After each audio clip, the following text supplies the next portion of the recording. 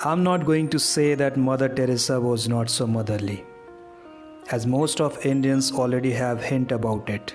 I am just going to tell you how she wasn't.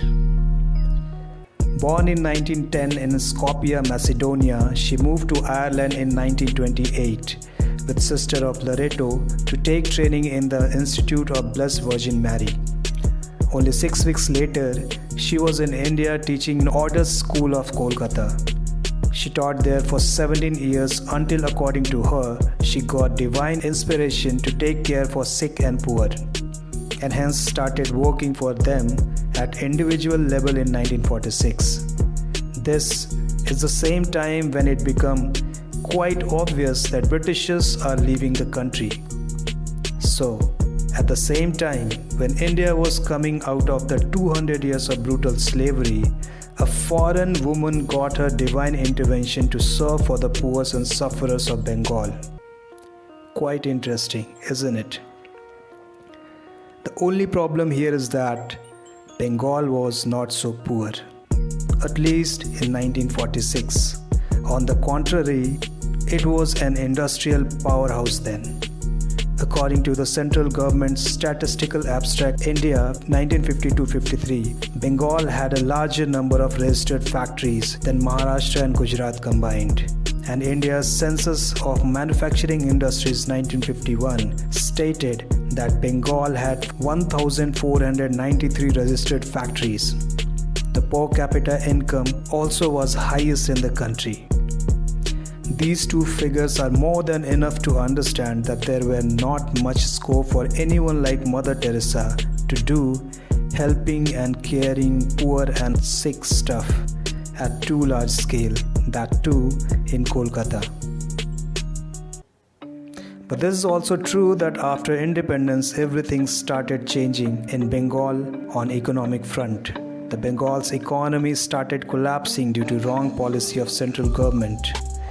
In the book, The Agony of West Bengal, journalist Ranajit Roy illustrated how the Congress government at the center debilitated West Bengal's economy between 1947 and 1966, when it governed both the state and the center.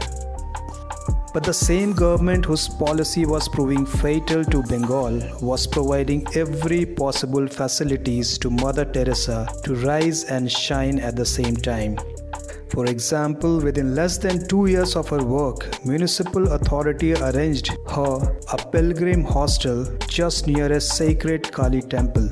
Given her small-scale service, that too in a very limited area, Mother Teresa seems like a candle which cannot shine in bright daylight. Hence, only darkness could have made her dazzle. The downfall of Bengal and rise of Mother Teresa was happening almost at the same time and precisely at the same rate. I'm not saying that Bengal's deterioration was created just to promote Mother Teresa. I'm just trying to draw a parallel that as the Bengal was shifting into darkness, Mother Teresa was shining bright to brightest, less due to her work, but more due to the PR activities supported by Indian and international government and media. But why she had to shine so bright? Who were getting benefited by turning a candle into a sun, and how? There is a Western agenda to be a part of Third World, where riches with poor conscience would love to see that someone like them is doing something for this poor and needy Third World, just to show that they are the savior, dominant, and hence should be followed. Just like Aryan invasion theory, invented by Britishers just to glorify themselves and giving Indians a reason to be obliged being a slave, as they are here not to suppress but to rescue them, just like they did it earlier by bringing Sanskrit and Vedas to your land. Mother Teresa fits the bill perfectly, a Western woman sacrificing herself to save the Third World people. Hence, many billionaires got associated with her. Media glare started pouring on her. Articles were written, documentaries were made, awards and recognition were showered. Funds were flowing from everywhere As a result, the missionaries of charity spreaded in 105 countries across the world.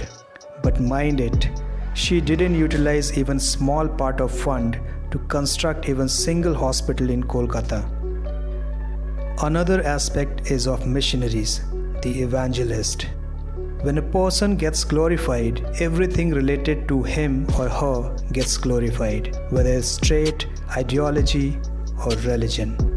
In this case, Christianity got glorified and hence paved a path for easy conversion to Christianity. That's why within 6 years of her service, Pope didn't mind to canonize her. Now, the most darkest aspect of Mother Teresa that raises millions of questions on then Indian government. According to Arup Chatterjee, who wrote a book, Mother Teresa, The Untold Story, Robin Fox, the editor of British Medical Journal, and Mary Loudon, who volunteered in Home for Dying Destitutes, Mother Teresa was less into curing sick and poor, but more into feel the pain that Jesus felt. Syringes were reused without de-sterilizing them. Normal medicines were given to highly acute patients. Most of the sisters and volunteers had no medical knowledge, highly reluctant towards sending serious patients to hospitals. She was more into glorifying their suffering instead of relieving them. Throughout her life, she protested against abortion and contraception that were actually the agendas always raised by churches. Most of her donors had illegal backgrounds like Robert Maxwell and Charles Keating, who later charged with fraud and duly sentenced. So overall, Mother Teresa was nothing but a superstitious zealot who was blinded by her faith toward Jesus and was unable to think beyond church, pope and Christianity. To spread it, she had no qualm in taking funds even from frauds. Now replace Mother Teresa by some Hindu devotee doing all those above mentioned felony on the name of Sri Ram or Lord Shiva. Well, she would have got so much fame and called mother or saint, or she would have discarded as superstitious communal bigot. I can understand why they gave her Nobel Prize Peace, but why Indian government promoted her throughout by giving Padma Shri and Bharat Ratna? Was Indian government working for Indians or for them?